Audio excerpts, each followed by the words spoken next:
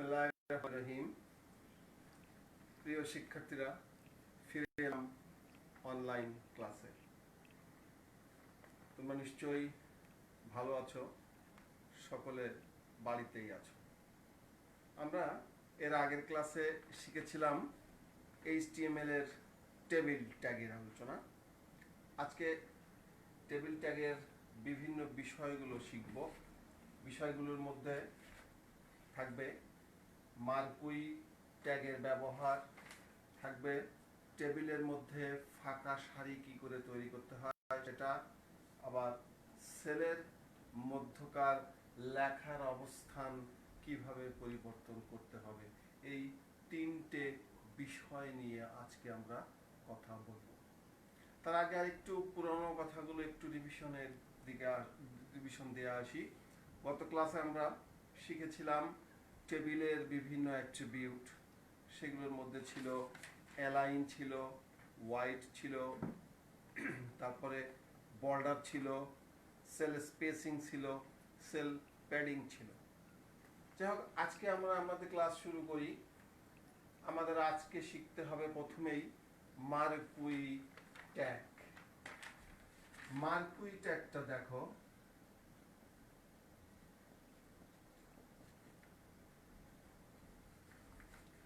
Marquee ট্যাগের কাজটি হচ্ছে কি, কোনো একটি লেখা, আমি যে কোনো একটি লেখা টেবিলে উপস্থাপন করতে পারি।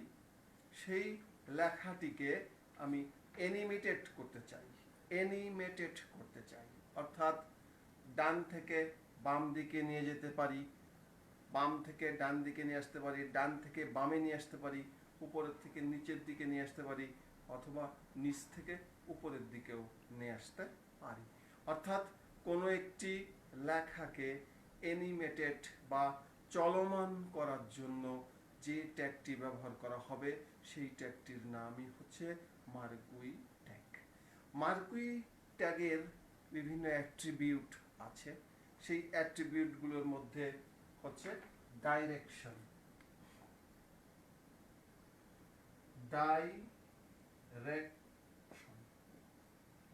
তাহলে এই ডাইরেকশন ট্যাগের কাজটি কি? ডাইরেকশনটা হচ্ছে একটা অ্যাট্রিবিউট, মার্কুইটা হচ্ছে ট্যাগ। এই ডাইরেকশন দেওয়ার অর্থ হচ্ছে আমরা যে লেখাটি লিখতে চাই সেই লেখাটি কোন দিক থেকে কোন দিকে যাচ্ছে, এই বিষয়টা জানার জন্য আমাদের এই ডাইরেকশন অ্যাট্রিবিউটটি ব্যবহার করতে হবে। তাহলে আমরা মার্কুই ট্যাগটি কিভাবে কাজ করে সেই জিনিসটা দেখাতে চাই। মনে করি আমরা একটি টেক্সট, যে কোনো একটি টেক্সটকে মনে করো যে আমরা বাম দিক থেকে ডান দিকে চলমান দেখাতে চাই। তাহলে সেক্ষেত্রে আমরা কিভাবে এই ট্যাগটির অবতারণা করব দেখো।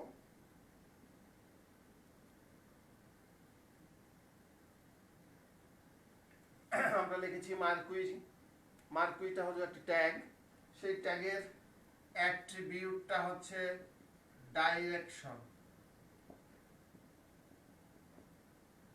আমরা লিখে দিলাম এখানে রাইট। তাহলে কোন লেখাটি রাইটে যাবে? দিস টেক্সট ইজ, বা will be, this text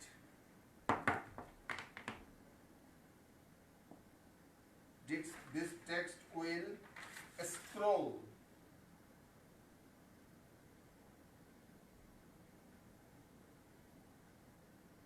from left to right.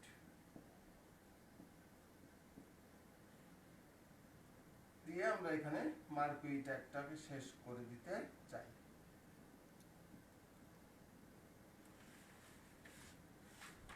শিক্ষার্থীরা লক্ষ্য করো, তাহলে আমরা এখানে কি দেখতে পাবো? This text will scroll. এই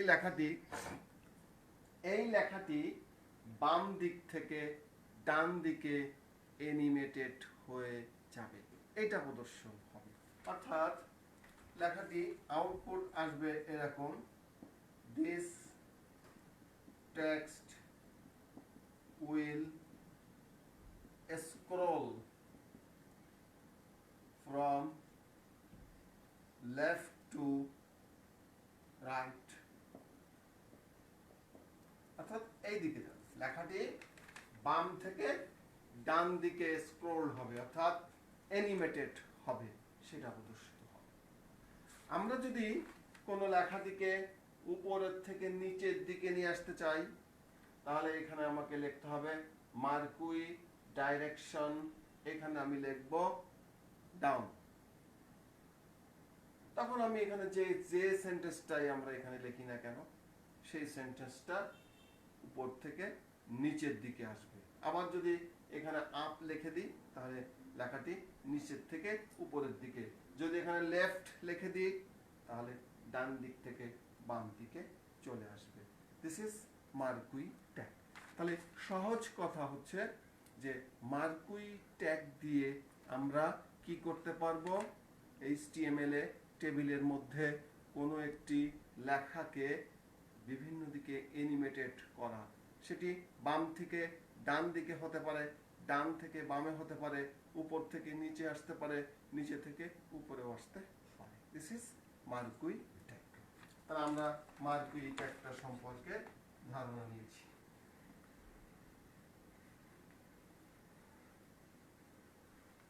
এবার আমরা দেখাতে চাই, আমরা প্রথম যেটি আমাদের পাঠ্য বিষয় আজকে, সেটার প্রথমটা শেষ করেছি।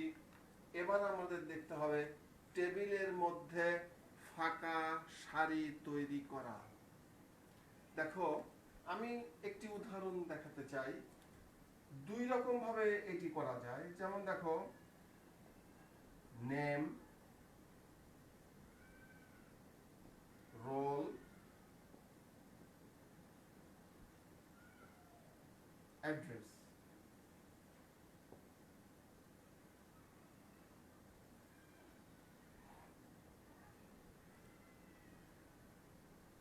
মনে করো যে এরকম একটি টেবিল আমাকে তৈরি করে দেখাতে হবে। অর্থাৎ এই টেবিলের মাঝখানে দেখো এই সারিটা ফাঁকা রয়েছে, ঠিক আছে? টেবিলের এই টোটাল সারিটাই ফাঁকা রয়েছে। তাহলে এই ফাঁকা সারিটা আমাকে পূরণ করার জন্য আমাদের একটা সিস্টেম আছে। দুইভাবে আমি এটাকে করতে পারি। দেখো, সেটা আমরা কি করে শুরু করি। আমরা প্রথমে এখানে HTML, হেড, টাইটেল এগুলো লিখেছি। এগুলো লেখার দরকার নেই, আমরা শুধু টেবিল দিয়ে শুরু করি। এখান থেকে টেবিল বর্ডার আমরা 1 দিয়ে দিয়েছি, টেবিল বর্ডার 1। এরপরে আসো, আমরা টেবিল রো দিব আমাদের নিয়ম অনুসারে। টেবিল রো, এই টেবিল রো এর আন্ডারে রয়েছে টেবিল ডাটা। তাহলে আমরা এখানে লিখতে পারি টেবিল ডাটা। দেখো, এই ঘরটি কিন্তু আমাদের ফাঁকা রয়েছে, এই সেলটি ফাঁকা। তাহলে আমরা একটা কাজ করতে পারি, এখানে লিখতে পারি ব্রেক। তারপরে আবার আমরা এখানে লিখে দিতে পারি টেবিল ডাটা শেষ। অর্থাৎ ব্রেক, আমরা এর আগে ব্রেক ট্যাগের ব্যবহার শিখেছিলাম। ব্রেকটা হচ্ছে একটি ফরম্যাটিং ট্যাগ। এই ট্যাগের শুরু আছে বাট শেষ নেই। তাহলে এটিকে আমরা যে কোনো ট্যাগের মাঝখানে বসিয়ে দিতে পারি, সেইভাবে আমরা এখানে ব্রেক দিয়েছি। তাহলে এইটা ফাঁকা থাকলো। আবার আমরা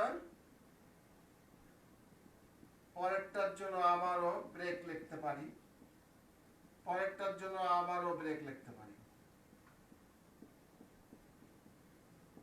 তারপরে আমরা টেবিল রো শেষ করব, টেবিল শেষ করব, বডি শেষ করব, HTML শেষ করব। এগুলো পূর্বের নিয়ম অনুসারে এর উপরে বডি ছিল, বডির উপরে ছিল HTML, সেই বিষয়ে। তাহলে আমরা দেখো এখানে সারি, এই যে তিনটে, এই যে সারি, এই টোটাল একটা সারিকে ফাঁকা করার জন্য আমরা এই রো, একটা রো এর ভেতরে তিনটে ঘর ফাঁকা আছে বলে আমি তিনটে ব্রেক বসিয়েছি, বসে আমরা এই টেবিলটি তৈরি করে ফেলেছি। এইটা একটা পদ্ধতি। আরেকটা পদ্ধতিতে আমরা এটা করতে পারি, সেটি হচ্ছে, মনে করো যে আমাদের যদি এরকম দেওয়া থাকতো নেম আনিস, রোল নাম্বার ঘরটা ফাঁকা আছে, অ্যাড্রেসটা এখানে আমি লিখেছি বয়রা। সাপোজ মাঝখানে একটি ঘর ফাঁকা আছে, একটি সেল ফাঁকা আছে। এই একটি ফাঁকা সেলকে পূর্ণ করার জন্য আমরা কি ব্যবহার করতে পারবো? and NBSP, and NBSP। এই and NBSP জিনিসটার অর্থ কি? এটার অর্থ হচ্ছে নন ব্রেকেবল স্পেস, নন ব্রেকেবল স্পেস। এটি ব্যবহার করেও আমরা এখানে এই ঘরটাকে ফাঁকা দেখাতে পারি। তাহলে দেখো আমরা এটিকে কিভাবে লিখি? টিআর এর মধ্যে এখানে আমরা লিখে দিতে পারি আনিস। এটা কিন্তু আমাদের সেই ফাঁকা, এই ফাঁকাটার এখানে আমি লিখতে পারি and NBSP। তারপরটা এখানে আমরা লিখতে পারি বয়রা। তারপরে আমরা আগের মতোই শেষ করব। তাহলে আমরা যদি টোটালটাকে আবার, আমরা যেমন প্রথমে বলেছিলাম ব্রেক দিয়ে দেখাইছিলাম যে এই সারিটা টোটালি ফাঁকা ছিল, ঠিক একই রকম ভাবে আমরা প্রত্যেকটা যদি and NBSP and NBSP and NBSP লিখি, তাহলে সেক্ষেত্রেও আমাদের ওই সেম এই একটা সারি পুরোটাই ফাঁকা দেখা যাবে। তাহলে শিক্ষার্থীরা, আমরা টেবিল ট্যাগের আজকে একটা টেবিলের মাঝখানে যদি কোনো একটি রো টোটাল ফাঁকা রাখতে হয়, বা মাঝখানে যদি একটি সেল ফাঁকা রাখতে হয়, সব ক্ষেত্রেই আমরা ব্রেক এবং and NBSP ব্যবহার করে সেই জিনিসটাকে সঠিকভাবে আমরা দেখাতে পারবো। এবারটা দেখো, আমরা দেখাতে যাব সেলের মধ্যকার লেখার অবস্থান পরিবর্তন। তার আগে শিক্ষার্থীরা, তোমাদেরকে একটা কথা বলতে চাই, সেটি হচ্ছে এই যে আমরা একটা একটা করে টেবিলের মধ্যে বিভিন্ন ধরনের ট্যাগ, বিভিন্ন ধরনের অ্যাট্রিবিউট আলাদা আলাদা করে ব্যবহার করছি। এরপরে যখন আমরা পরীক্ষার জন্য প্রস্তুতি নিব, পরীক্ষায় কি ধরনের প্রশ্ন আসবে সেটা করার জন্য কি হবে, এই সবগুলোকে একত্রিত করে একটা টেবিল তৈরি করতে হতে পারে আমাদের। সাপোজ আমরা যেমন এখানে এটা করেছি, এটা দিয়ে এখানে আমাদের মনে করো যে আরো কিছু জিনিস দিয়ে দিল, এখানে আমরা এখানে আর একটা জিনিস এরকম দিয়ে দিয়েছে, মনে করো যে নেম, রোল, অ্যাড্রেস, এখানে মোবাইল নাম্বার দিয়ে দিয়েছে, দিয়ে এখানে আবার দিয়ে দিয়েছে ইমেজ ডট জেপিজি। অর্থাৎ দেখো, আমরা কিন্তু এই ট্যাগ বিষয়টা নিয়ে আগেই আলোচনা করেছি।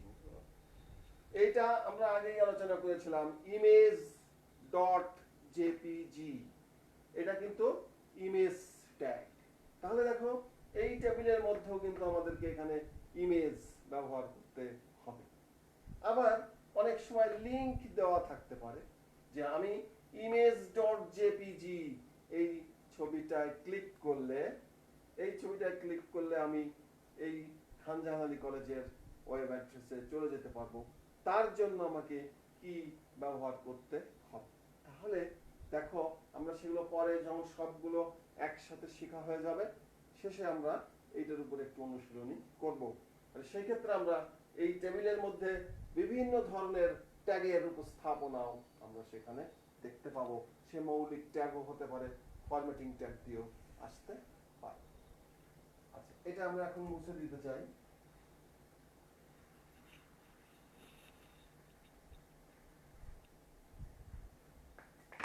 দেখো শিক্ষার্থীবৃন্দ, আমাদের এই HTML এই প্রোগ্রামিংটা কিন্তু অনেক সহজ। যদি তোমরা ধারাবাহিকভাবে এই ক্লাসগুলো করে থাকো তাহলে নিশ্চয়ই তোমরা এই পর্যন্ত আমরা যেগুলো শিখেছি এগুলো করতে পারলে তুমি এই HTML থেকে পরীক্ষার আসা প্রশ্নগুলো তুমি অ্যান্সার করতে পারবে। যাই হোক, আমরা টেবিলের মাঝখানে কি করে ফাঁকা সারি তৈরি করতে হয় সেই বিষয়টা আমরা শিখে নিয়েছি। এবার শিখতে চাই শেষটি, একটি সেলের মধ্যকার লেখার অবস্থানের পরিবর্তন। এটার অর্থটা কি দেখো। মনে করো যে আমরা একটা উদাহরণ দেখতে চাই এখানে।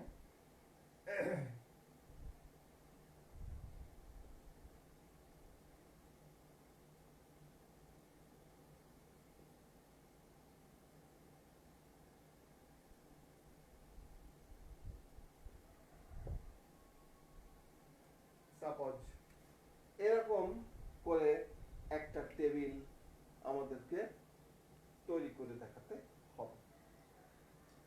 একটা জিনিস শিক্ষার্থী বন্ধুরা তোমরা খেয়াল করো, এখানে দেখো বুকটা নিচে নামানো আছে, পেন্সিলটা মাঝ বরাবরই আছে। তাহলে প্রথম কাজটি হলো তোমার কি, এই বুকটা কিন্তু সেন্ট্রাল অ্যালাইনে আছে, পেন্সিলটাও কিন্তু সেন্ট্রাল অ্যালাইনে আছে, মাঝখানে আছে। কিন্তু প্রবলেমটা হচ্ছে এখানে বুকটা শুধু নিচে নেমে আসছে। তাহলে সেই ক্ষেত্রে আমাদেরকে কি করতে হবে? সেই ক্ষেত্রে আমাদেরকে করতে হবে, দেখো এখানে টেবিল বর্ডার,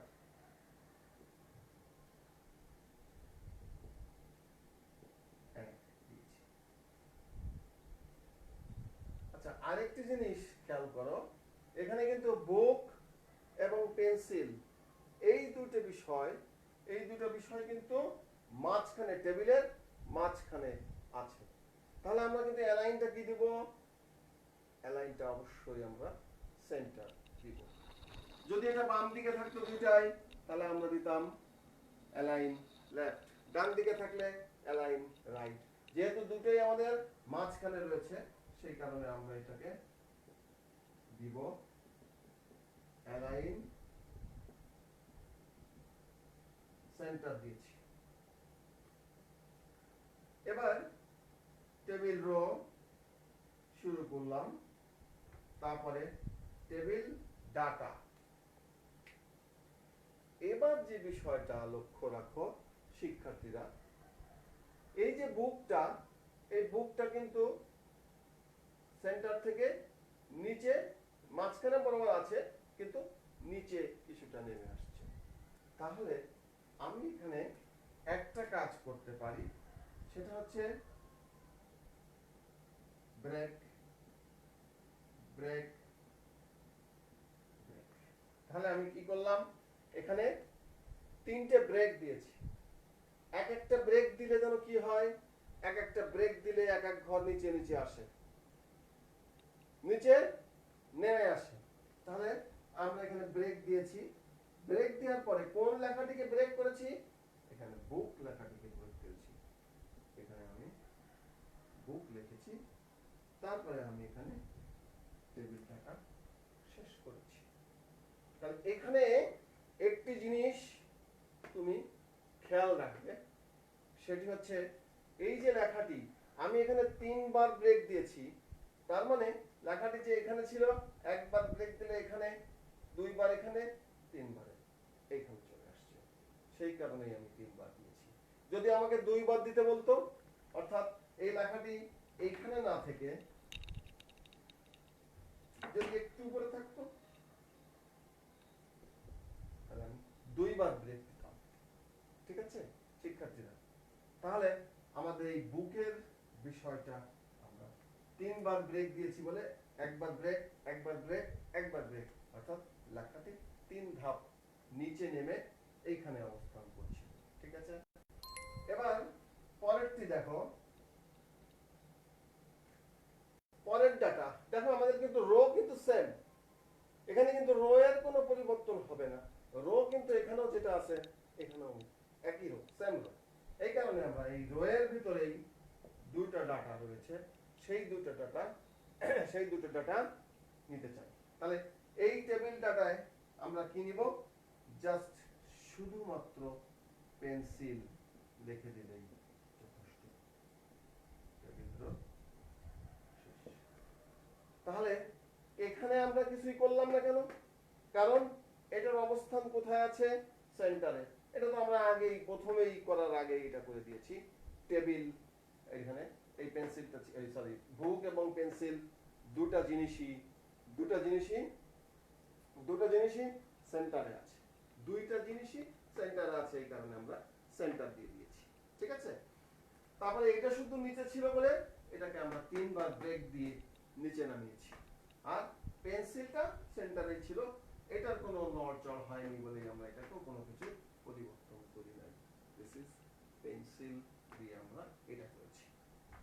তাহলে আমরা এই বিষয়টা শিখতে পেরেছি যে সেলের মধ্যে লেখার অবস্থানটা কোথায় কিভাবে পরিবর্তন করতে চাই। এখন শিক্ষার্থীরা দেখো এই বিষয়টাকে আরেকটি জিনিস দিয়ে ব্যাখ্যা করা যাবে, সেটি হচ্ছে কি, আমাদেরকে এখানে তিনবার বলেছে, আমরা তিন ধাক্কায় এটাকে এখানে নিয়ে এসেছি। যদি আমাদেরকে বলে দেওয়া হতো যে একবারেই আমরা এখানে চলে আসব, আমাদেরকে বারবার এই যে ব্রেক ব্রেক ব্রেক এই জিনিসটা আমাদের প্রয়োজন হবে না, তাহলে সেই ক্ষেত্রে আমাদেরকে কি করতে হবে, সেই ক্ষেত্রে দেখো আরেকটি অ্যাট্রিবিউট আমাদেরকে এখানে ইউজ করতে হবে। যেমন মনে করো যে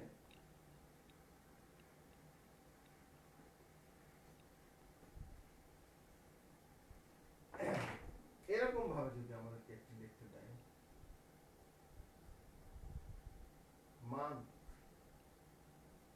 ইনকাম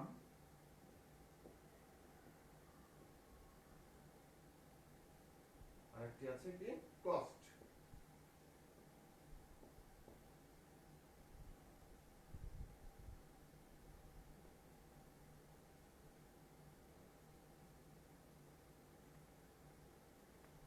এখানে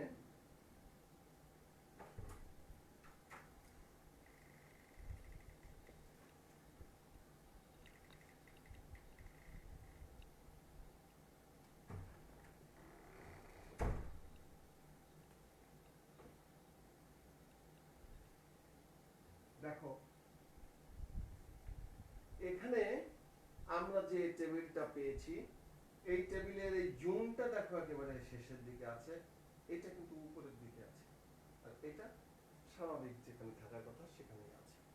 তাহলে এই ক্ষেত্রে দেখো আমরা ব্রেক ব্রেক দিয়ে দিয়ে নিচে নামাতে পারি এটাকে, কিন্তু এইটাকে কি দিয়ে দিয়ে উপরে উঠাবো, এটা উপরে উঠানোর জন্য কিন্তু কোনো ট্যাগ নাই, ব্রেক দিয়ে দিয়ে নিচে নামতে পারি, বাট উপরে ওঠানোর জন্য কোনো কিছু নাই। তাহলে আমাদের এইটার জন্য একটি আলাদা অ্যাট্রিবিউট ব্যবহার করতে হবে, আলাদা একটি অ্যাট্রিবিউট ব্যবহার করতে হবে। সেই অ্যাট্রিবিউটটার নাম হচ্ছে ভ্যালাইন। ভ্যালাইন আমরা ইতিমধ্যে অ্যালাইন অ্যাট্রিবিউট সম্পর্কে ধারণা পেয়েছি। অ্যালাইন অ্যাট্রিবিউট মানে হচ্ছে পার্শ্ব বিন্যাস, লেখাটি কোন পার্শ্বে থাকবে, বাম পাশে না ডান পাশে, সেটা দেখার জন্য অ্যালাইনমেন্টের প্রয়োজন। আর ভ্যালাইনটা কি, ভ্যালাইনটা লেখাটিকে উপর থেকে এক চাপ দিলে নিচে চলে আসবে, বা কোন লেখাটিকে এক চাপ দিলে উপরে চলে যাবে। অর্থাৎ আমি যদি নিচে নিয়ে আসতে চাই তাহলে ভ্যালাইন দিয়ে ডাউন বা ডাউন দিলেই হবে। আবার যদি আমি বলি যে তোমার ভ্যালাইন ডাউন বা বটম, যেটা খুশি আমি দিতে পারি, বটম দেওয়াটাই ভালো। আবার যদি উপরে দিতে চাই ভ্যালাইন টপ। ঠিক আছে শিক্ষার্থীরা, তাহলে ভ্যালাইন দিয়ে কি বোঝাবে, অ্যালাইন দিয়ে বোঝাবে বাম পাশ ডান পাশ সেন্টার, আর ভ্যালাইন দিয়ে উপরে এবং নিচে এই জিনিসটা বোঝাবে। অর্থাৎ ভ্যালাইন বটম মানে নিচে, ভ্যালাইন টপ মানে উপরে। তাহলে এই টেবিল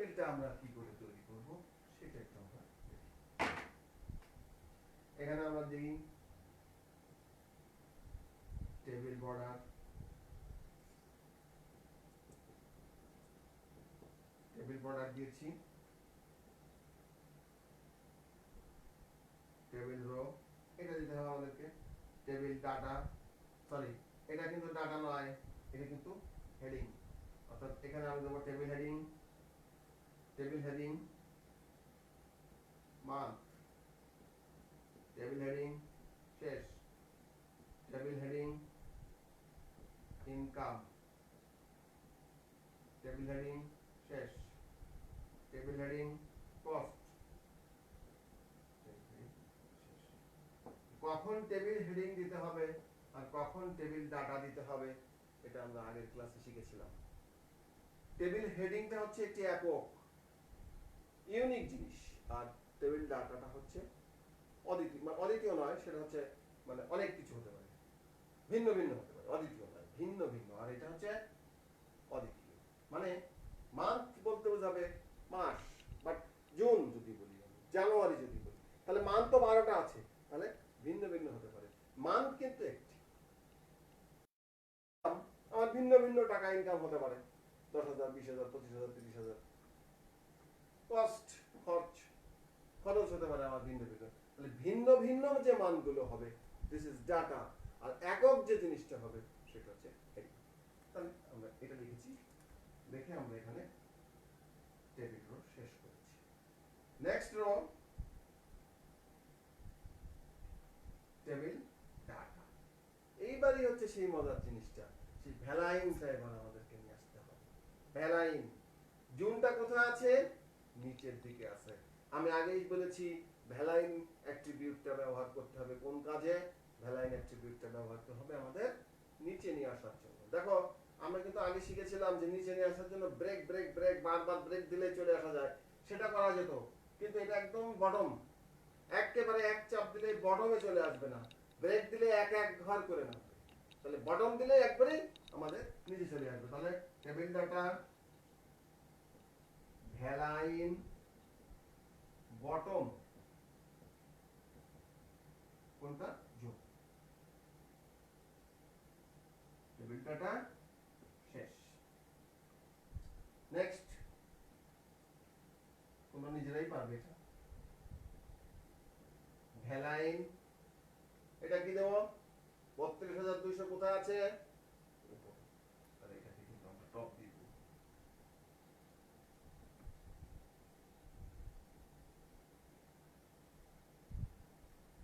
যে কথা বলেছিলাম যে টেবিল ডাটা টেবিল হেডিং এর মধ্যে ডিফারেন্স বুঝতে পারছো?